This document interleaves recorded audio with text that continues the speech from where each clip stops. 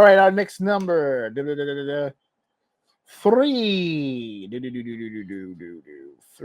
3 is the sports athletes. Let's keep track, by the way, of how many sports numbers we have. athletes and them betting on sports. All right. So for this one, hold on, let me start the timer. Oh shoot. Here we go.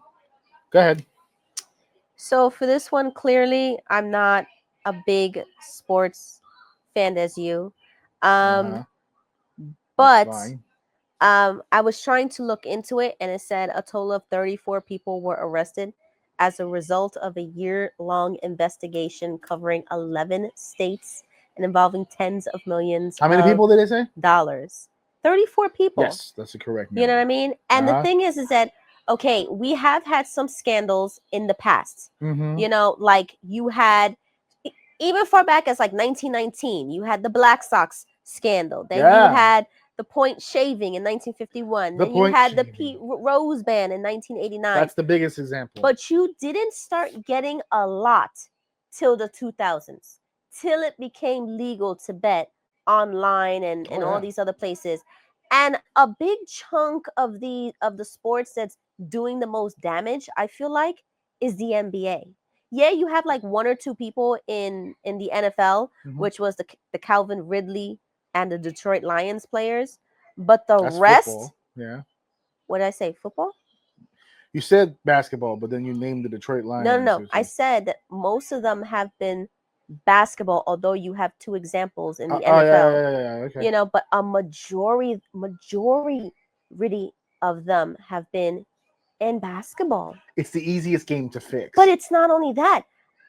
It says here that most of them are making it like fucking obvious. Yeah, flaunting it. They're like, because gambling and betting is everyday life now. But they're making it so obvious that they're telling somebody to bet, hey, I'm going to leave the game. So bet that I'm going to be out of the game. And be like, oh, my ankle hurts. I need to go out of the game. It's swollen. Like, and then it happening multiple times. Those are big red flags. They're making it obvious. And I'm like, of course the FBI was sniffing around. Yeah. Now, you said 34 people. There's two in particular, if you're a sports fan, that you know very well who these people are.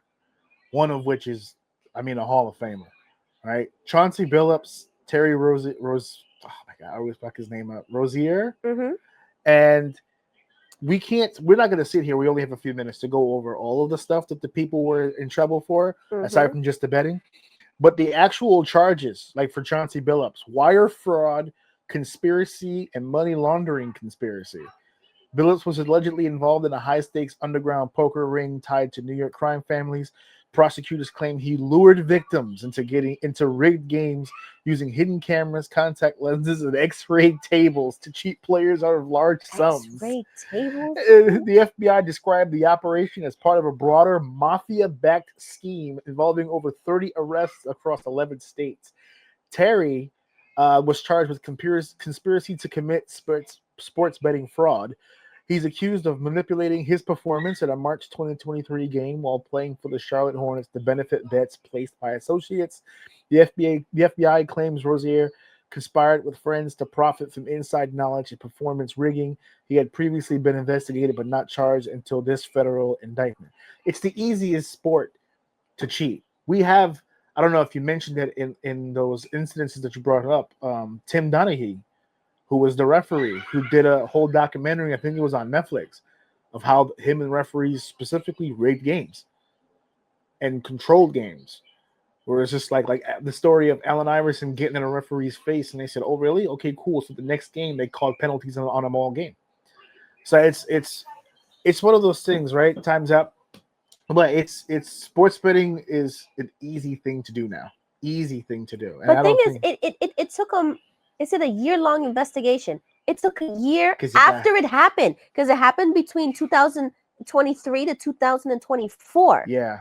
You know, so it happened 2 or 3 years ago.